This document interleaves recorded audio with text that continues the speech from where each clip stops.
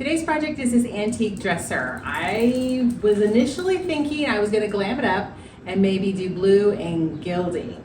When I took pictures, I love the wood grain. Now it does have some damage on the top. There's two areas where there's holes in the top. I think there's probably maybe supposed to be a mirror in there, and then there's also a pretty large gouge on the top. But overall, it's in really good shape. It's got 2 large drawers and 3 small drawers. It even has, you know, the keyholes. I don't have any keys for it, but it's really pretty. So I'm not sure what I'm gonna do, but let's go. So the first thing I'm going to do is to fill in these holes. It's probably like a pediment or a missing mirror. So I'm going to go ahead and put some dowels in there. And the dowels I have are too small. And then I have another one, but they're too big. So I decided to wrap some quick wood around it. It's a wood epoxy, and that will help fill in that area. So I'm just going to put a little glue in there, and I'm going to have the dowel rod with the quick wood, and that will help fill in that area.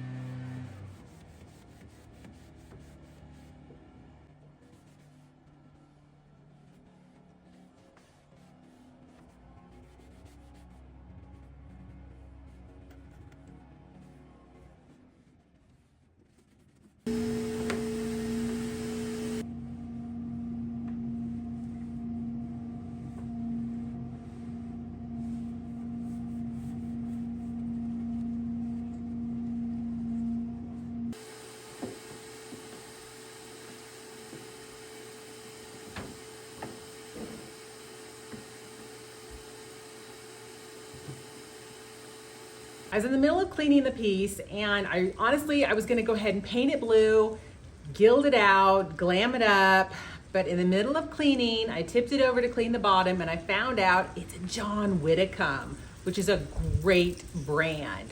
So I'm not gonna paint it. I might still gild it, but I'm going to refinish it to wood. I think it's a much more collectible that way. So yikes, it's exciting. I didn't see any maker's mark in any of the drawers. So that's why sometimes you gotta, when you're cleaning, well, make sure you flip it upside down, but flipping it upside down, finding a maker's mark, that's awesome.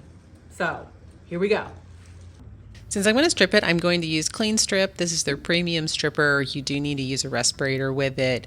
I will switch out and put some gloves on because it is stinky, and you want to use it in a very well ventilated area. But I'm just going to put it on, let it kind of do its thing, and then come back and test and see if it's ready. This was a really thick lacquered type of finish that's on here. So I have a couple rounds on here, but you'll see later that I also have to get out my carbide scraper to work in conjunction with the stripper just to get this finish off.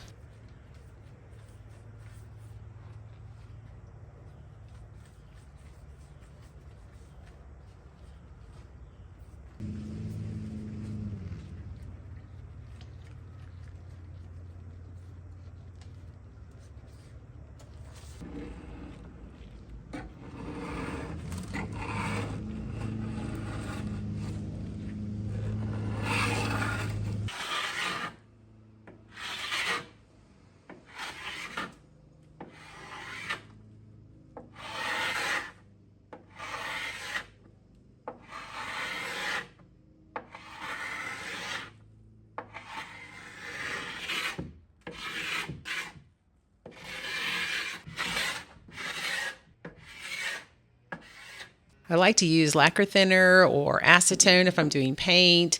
You can also use mineral spirits just kind of as an afterwash to really get the rest of the finish off. Since this was an antique, I really figured there was some kind of a lacquer finish on it. So lacquer thinner is great to kind of get the rest of the residue off of the stripper.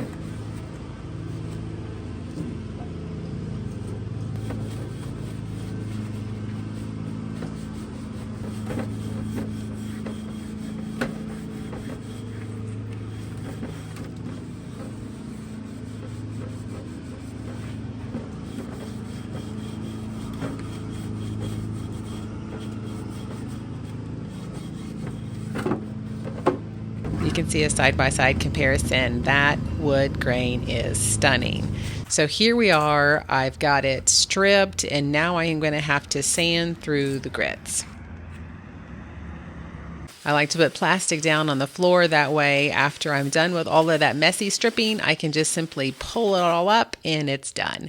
So now I'm going to work on going ahead and sanding through the grits. Because I had a basic removal with this stripper, I'm going to start with 120 and see if that can get me the rest of the way what I need to do. If I have an area that I still need to take some of the finish off, I'll use my carbide scraper, or I'll go down to an 80 grit to get the rest of the finish off. And then I'm just going to go ahead and sand through the grit. So I'll start with 120 and then I'll go up to 180 and then I'll pause.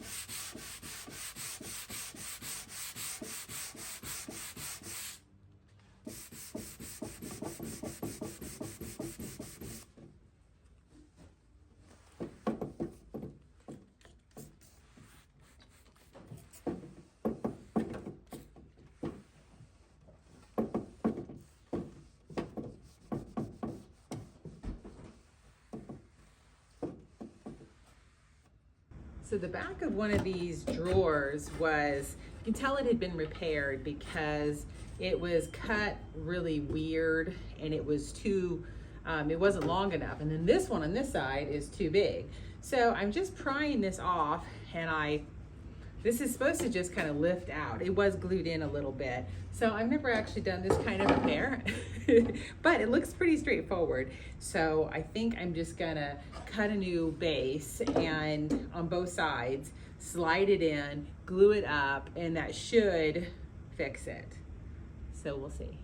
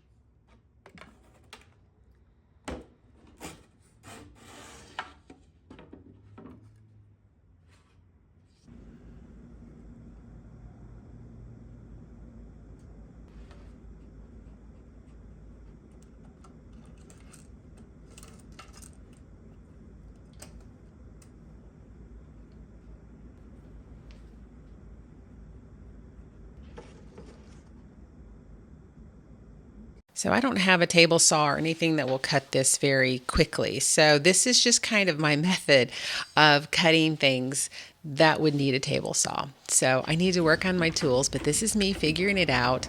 What I'm going to do is I'm just going to clamp it to my work table, and then I have a straight edge there. I'm going to line up my circular saw guide, and I'm going to clamp that straight edge on, and that will just help me to be able to get a nice clean cut.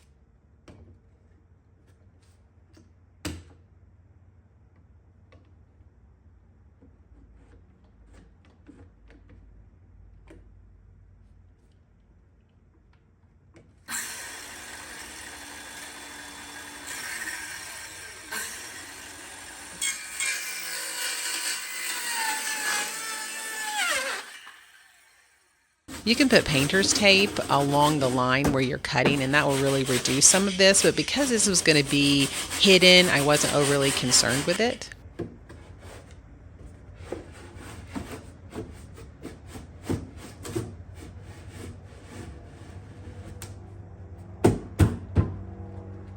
I'm just going to go ahead and slide it in, and then I'm going to mark where I'm going to cut the top.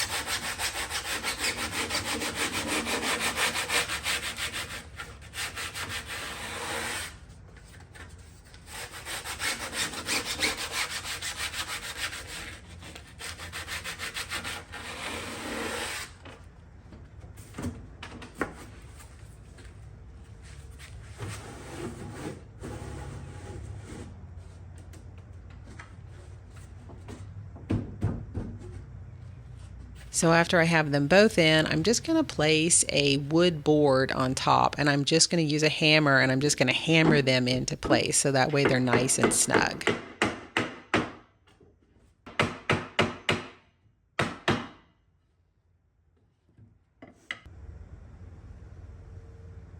Then I kept the supports that were on the back previously, so I'm just going to re-glue them back onto the back of the drawer. And then I'm going to finish off the wood with a dye stain.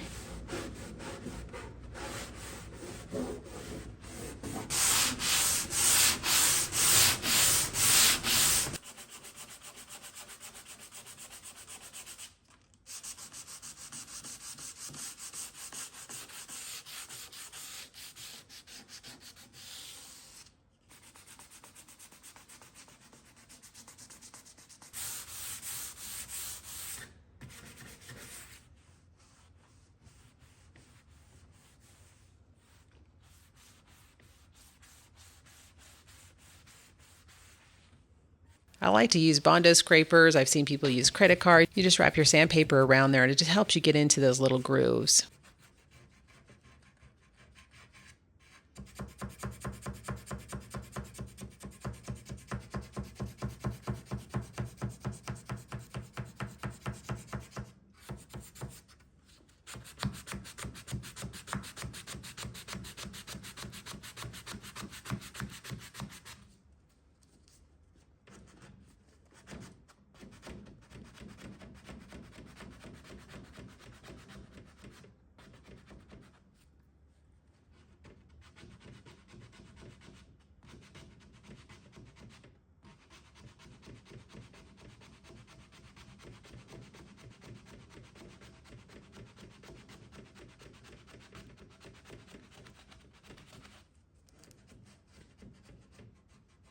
These sanding contours are great because you just find one that fits the profile of whatever you are sanding, and then you just wrap your sandpaper around it and helps you get into those profiles.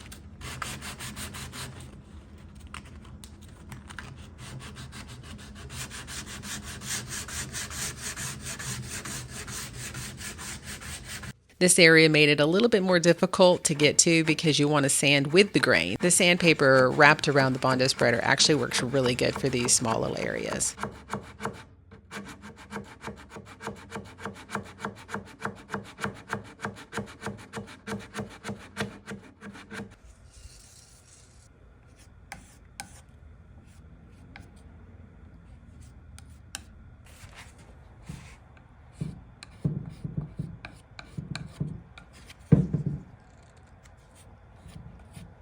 I'm ready to try my dye stain. Now I'm using General Finishes dye stain. Did you know that they have a Facebook group? It's called General Finishes University, and they have admins that answer all kinds of questions related to General Finishes products. They also have a design center where people have put projects that they've done and their ratio and what they've done to achieve that particular finish. On top of it, they have YouTube videos. So this isn't sponsored or anything. I just really like their products. So I thought I'd let you know that in case you want to try some of their stuff.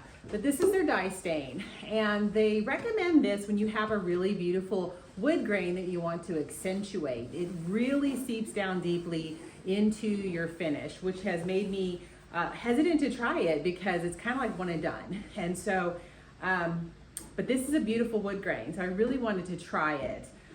But I did watch some extra videos that said that you can actually put, after you let this dry for about 12 hours, you can come back with their gel stain and their water-based stain, and you can layer it over on top of it. So you're not just stuck with it if you don't like the finish. You can layer on top of it if you want to change it. So I'm gonna go ahead and try it. But this is the light brown. I also have the medium brown. I do have two different color woods on this piece. So the side pieces are a different species. So I know they're gonna take it different. So I'm gonna have to just do it, see if I like that it's two-toned, or am I gonna tone those to match the walnut? I'm not sure, but let's give it a go.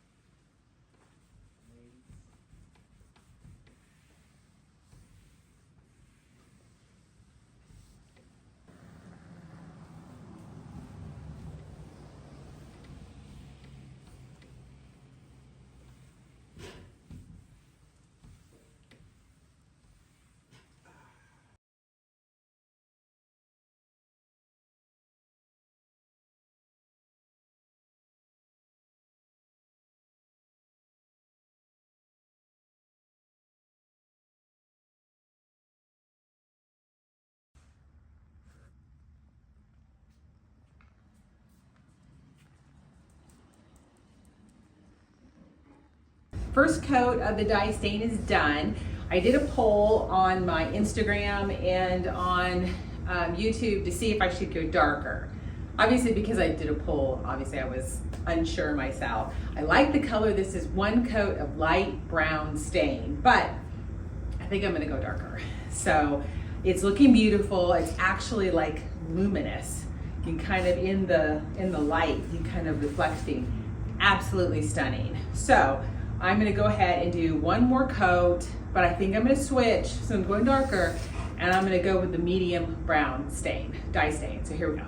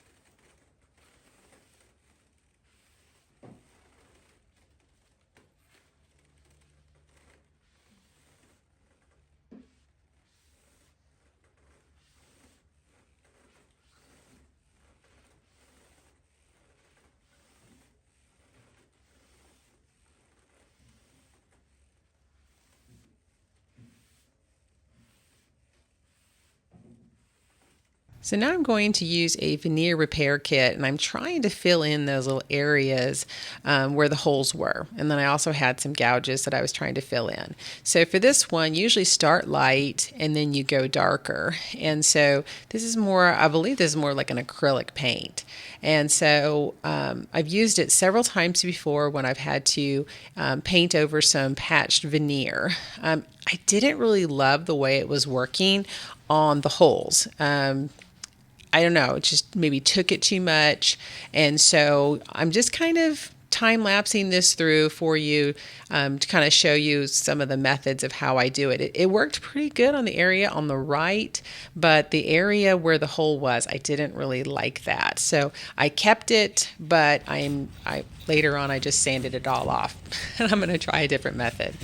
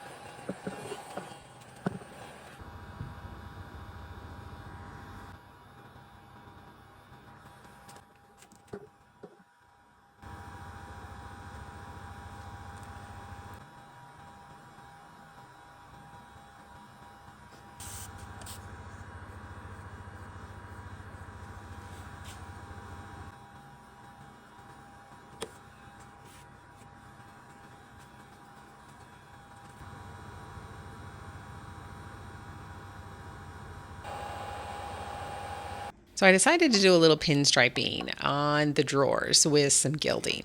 So you can use lots of different gilding products. I'm actually using Posh Chalk Interiors.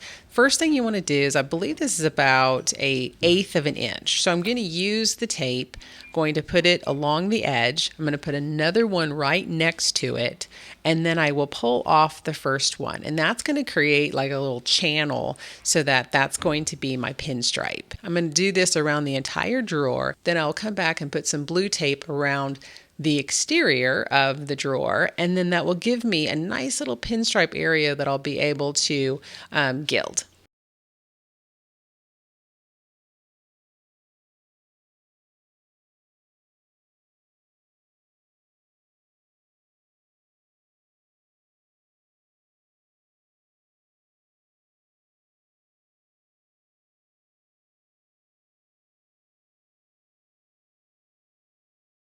I'm going to mix two different color of the pigments. This is pale gold and lemon gold. And then I'm just going to add some of their infuser. I'll have all of the products linked in the description below.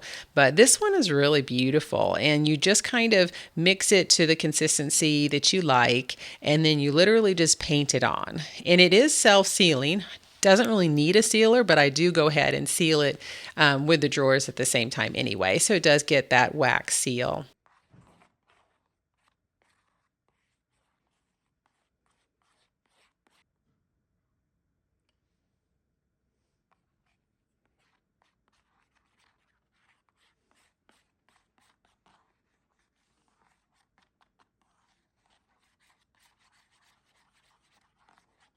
So you can see I'm just using an artist brush, and I'm just going along. I've got the pinstripe area with my really fine blue tape, and then I have a thicker tape on the outside. So I have like a little channel there.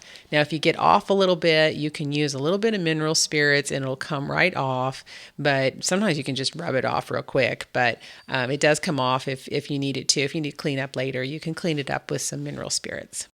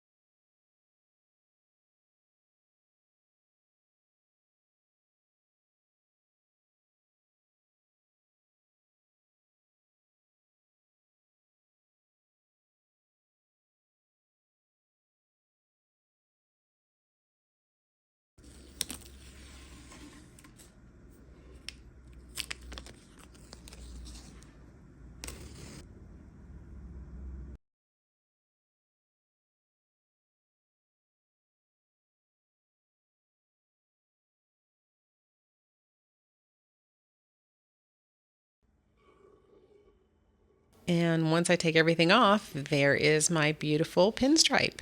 Isn't that lovely? So I'm still not loving the top where I had to fill in those holes. So I'm applying a little bit more of the dye stain, and then you'll see I come back and I'm going to try to fill in a little bit more with some gel stain as well.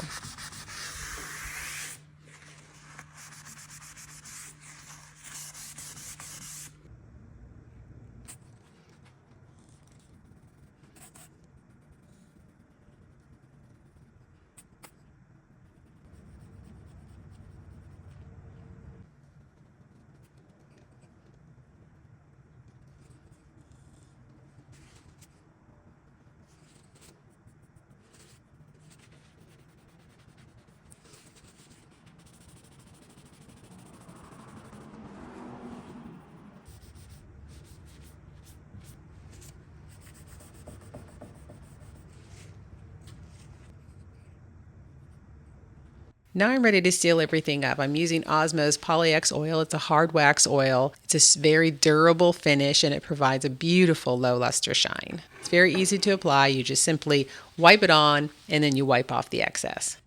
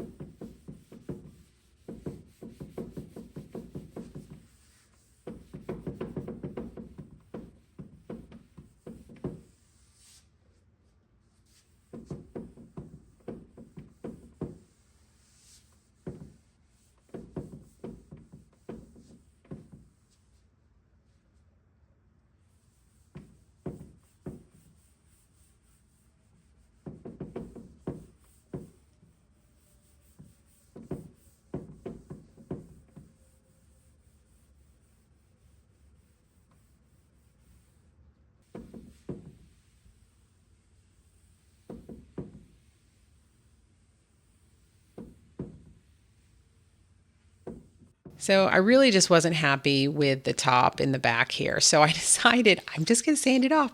So I sanded it all off in that area again, and I'm going back and I'm just going to do some dye stain. And then I've decided I'm just going to order some of the Mohawk blend all sticks, and I'm going to see if I can get a better, closer match.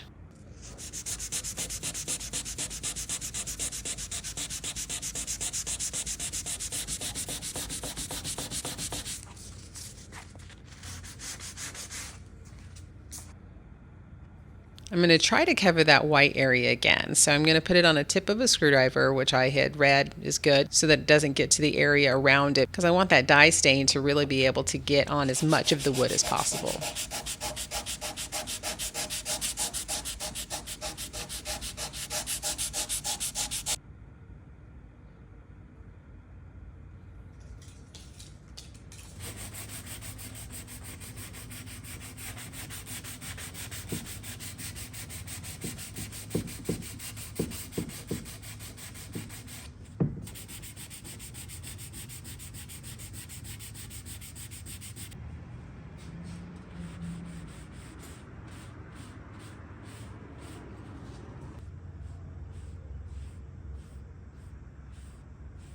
So this is my first time to use these blend all sticks. They are a wax. You're just going to apply them, rub them in with your finger, and then to set it, you have to spray that lacquer to just really set it. So there's a variety of ways that you can apply it. Usually you start with the lighter. You can do a little bit of each color, and you just kind of build it up. So there's just a variety of ways. You just kind of have to work. I think each individual piece is probably a little different. So I'm just kind of experimenting with different colors. Again, I'm just trying to get it to blend in a little bit better.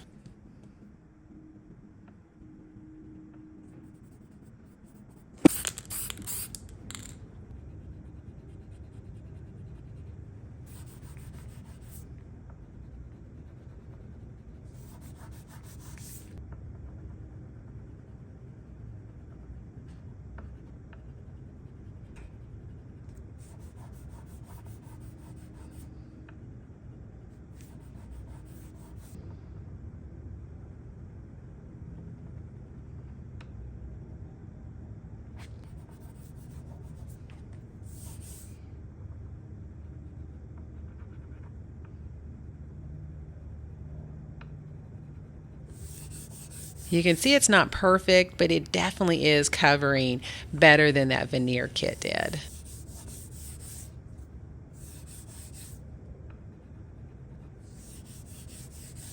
So I'm just going to seal it up with the vinyl sealer, and then once that's dried, I'll come back and put some of the oil on it.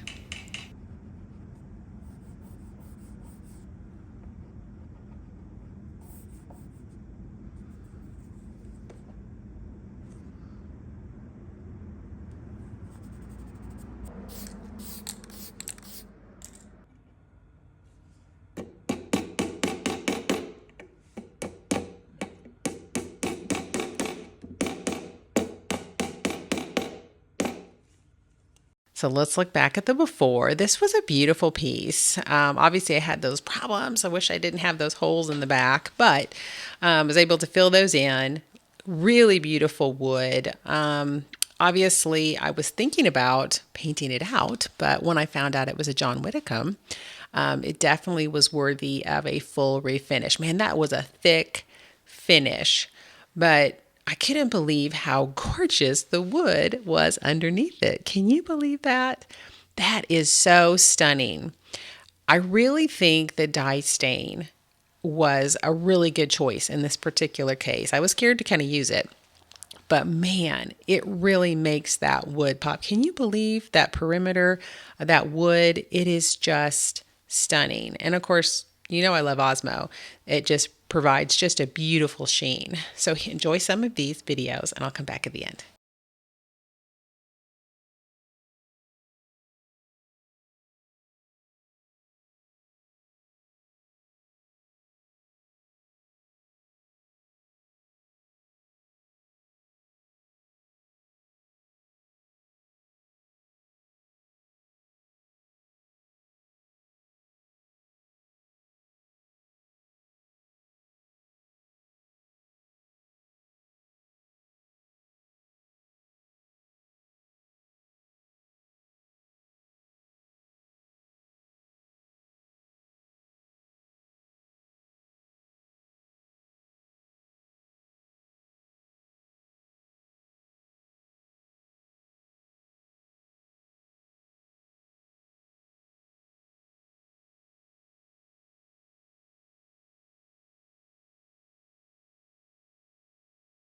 So if I convinced you to try to use dye stain, I think I will definitely be using this again. I am a super fan. I think it turned out really good. Please tell me what you think. Did you like this one? Tell me in the comments. Thanks for watching.